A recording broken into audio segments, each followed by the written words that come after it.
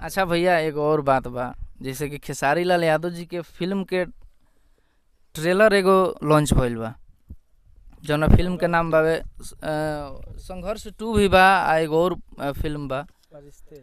फरिश्ता।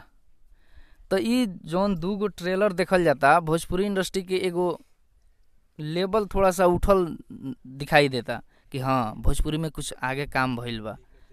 एकरा के रउआ का मतलब का कुछ कहेम कि भोजपुरी इंडस्ट्री के माने फिल्म इंडस्ट्री के लोग देखता जे हाँ एगो बस ड्रामा शूट करके डाल दिया जाता, एगो एल्बम इंडस्ट्री रह के सिमट के रह गइल बा। लेकिन खेसारी लाल यादव के जौन ई ट्रेलर आइल बा, इसे बहुत लोग बहुत कुछ कहता। कहबे करी हम तो हमार ता ई अच्छा बात बना कि हमारा भाषा में अच्छा काम होता। अब खेसारी भैया हैं, पवन भैया हैं, रितेश भैया हैं, कल्लू जी हैं, प्रमोद भैया हैं, जो भी हैं, जितने भी बड़े लेवल के स्टार लोग हैं, ये लोग आज बेहतर करेंगे तो हम भी कल जाके आज ना तो 5 साल बाद हम कोशिश करें कि हम हैं करें। तो ये तो बहुत बड़ी उपलब्धि है कि ये लोग हमारे भाषा के लिए काम कर रहे हैं। और कौन नहीं चाहता है कि हमारे भाषा में अच्छा अच्छा काम हो। सब इंडस्ट्री में साउथ को देख लीजिए, बॉलीवुड को देख लीजिए, तो हमारा भोजपुरी भी अच्छा काम करेगा, क्यों नहीं। बहुत अच्छी बात है उसमें। मतलब जो खेसारी भैया मशीन गन दिख रहा है, वो बहुत अच्छा सीन लगा मुझे। प्रमोट करेंगे अपने स्तर से। कई गो मीडिया में हम बोल चुकल बानी आ करबो करें। जहिया एक ट्रेलर रिलीज हुई, अभी तो टीजर आइल बा, ट्रेलर रिलीज हुई तो हमारा फेसबुक से पोस्ट हो जाई। अरे एकदम बहुत बहुत धन्यवाद अरे एकदम ऐसन कहानी भोजपुरी इंडस्ट्री में ऐसन बहुत कम लोग बा एक दूसरे के देखल हम सबके करे नहीं। मान ली कि कल्पना दीदी के कोनो अच्छा गाना होला, ओहू के कर देनी शेयर। अंकुश जी के कोनो अच्छा गाना रहेला, ओहू के शेयर कर देनी। हमारा मन में बस गाना अच्छा होके के चाहिए, गाना अच्छा होके के चाहिए। हाँ, ना हाँ, तो कौन बहुत बड़ा मुद्दा। अच्छा भैया विवाद में रुआ ना रहने, विवाद माने बड़ा दूर रहने विवाद से। आ विवादे से लोग बार चलता भोजपुरी इंडस्ट्री में देखल जाता, तो माने शॉर्टकट तरीका एगो विवादे से चलता ही नहीं कहल जा सका। माने शॉर्टकट अपना के लोग बड़ा आगे बढ़ता, जैसे कि बहुत लोग बा नाम का धल जा। तो रुआ मतलब ना चाहने कि विवाद में रही, हमेशा चर्चा के विषय बन रही।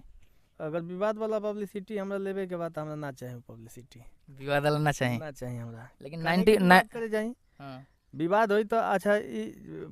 बड़े बड़े लोग हैं, मान लीजिए बड़े बड़े कलाकार हैं, उनके पूरे यूपी बिहार के लोग समर्थन उनका करते हैं, उनके फॉलोवर हैं, उनके फैंस हैं। तो वो तो विवाद करी लो में जनता पिसाए जाए ना, तो हम काहे के विवाद करे जाए। हमरा पब्लिसिटी ना चाहिए, भले हम कटोरा ले लें, हमरा पब्लिसिटी ना। चलिए ऐसा बात नहीं है। विवाद बहुत कम समय खातिर होला, बहुत कम समय के पब्लिसिटी देला। और सोच बहुत बड़ा महान बा कि रुआ ऐसा सोचता नहीं। भगवान के आशीर्वाद बा। अच्छा भैया होली में घरे आइल बने, अइले क दिन हो गए? 2 दिन हो गए। 2 दिन में लगभग कितना लोग से मिल ले लोग हम? 2 दिन में हम लगभग 250 लोग से मिल ले बने। होली में कैसन लागल है? मजा आइल है? एंजॉय कैनी है? बहुत मजा आइल है, कुल 5 बजे कल के खूब नाचले बनी। अच्छा अच्छा अच्छा अच्छा भैया भोजपुरी इंडस्ट्री में ऐसा भी देखल जा रहल बा, ऐसा बहुत देखले बने जा हमनी के। बहुत लोग ऐसा भी बा कि एक समय रहे कि भोजपुरी इंडस्ट्री में एगो अच्छा खासा नाम रहे, ठीक बा, लेकिन बहुत कम समय में वो नाम एकदम जीरो के समान हो गई, पता ना कहाँ चल गई। एकर का वजह बा? जैसे कि काहे कि बहुत लोग बा अभी स्टार बा, आगे चल के नाम बुता जाता, तो मतलब यही पर हुआ का कहल चाहेम?